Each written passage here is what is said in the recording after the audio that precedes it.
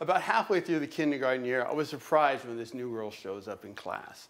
I mean, for me, there were two things that were really different about her. She never spoke, and she had a lot of hair. Her name was Glendora Hall. This kid.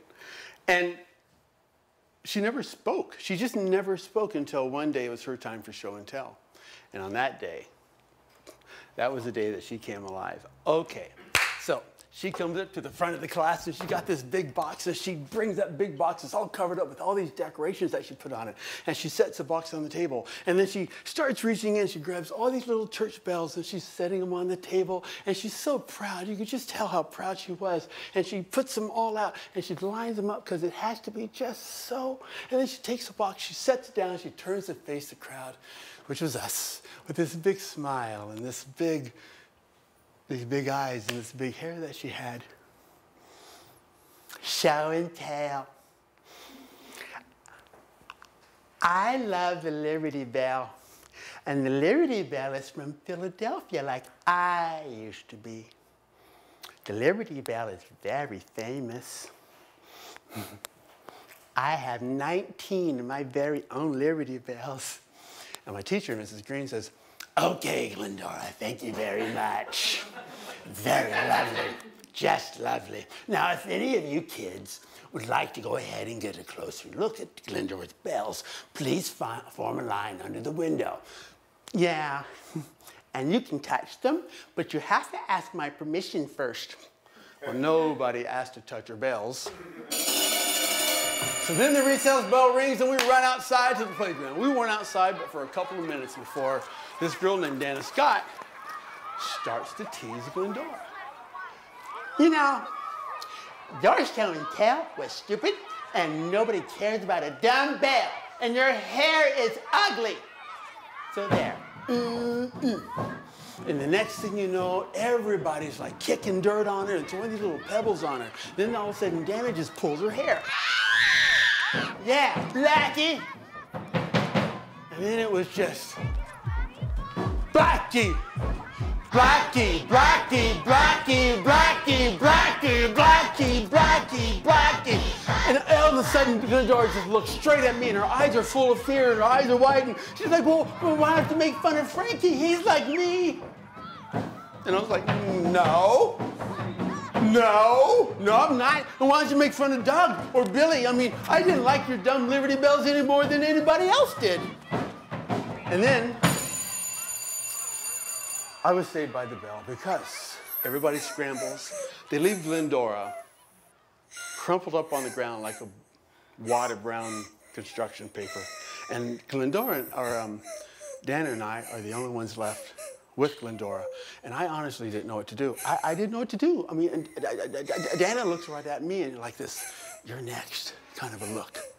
And she takes off and she runs to class. And I'm with Glendora still. And I was like, I didn't even know what my options were, like what my choices were. Like, what could I do? It was already too late anyway.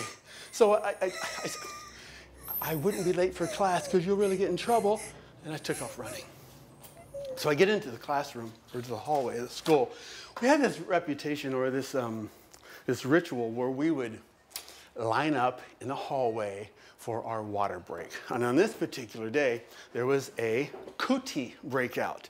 And all the boys were afraid to drink water after the girls because they didn't want to get cooties. And there was just something about that energy. There's something about that energy that made me want to show everybody how brave I was. And so I broke that line, and I go over and get myself a drink of water. And Dana yells out, "Ooh! Leslie has black cooties." Everybody starts laughing again. It's just so driving me crazy. Like, why is this happening? And before I could get, but you know, that was the moment. That was the moment that I realized that I was different. That I was, okay, that I was black. And that's why Glendora wanted everybody to make fun of me. But if that's the case, then why weren't all my friends making fun of me before? Like, what? But before I could really process all of this, Mrs. Green, all right, everybody quiet, no more voices. No more voices. I am sick and tired of all of this cootie nonsense. Leslie doesn't have black cooties. He doesn't have any cooties. Nobody does for that matter. In fact, another thing, I do not want anybody making fun of Leslie because of his skin color. You are to treat him like you would treat anybody else. He is your friend. I don't care if he's red or yellow or green. Am I making myself clear? If you understand me, clap 3 times. And that settled that. And I was so happy because she didn't use the colors black or white. And I knew right then and there that I was going to make friends with Glendora because, you know, because Miss Green had made all these new rules. And now I understood that I have to protect her. I have to look out for her. I have to make sure that nobody makes fun of us because of our skin color anymore. And I was going to do it. I was going to do it. And we go back into class. And Mrs. Green takes roll. Leslie Bates. Here. Thank you. Roll, roll, roll. Glendora Hall. Glendora. Done. Keep your hands to yourself, and I'm not going to tell you again, young man. Has anybody seen Glendora? And nobody had seen Glendora. She didn't come back into school that day. And her bells were still under the window, though. And she didn't come back the next day, or the next, or the next. In fact, we never saw Glendora ever again.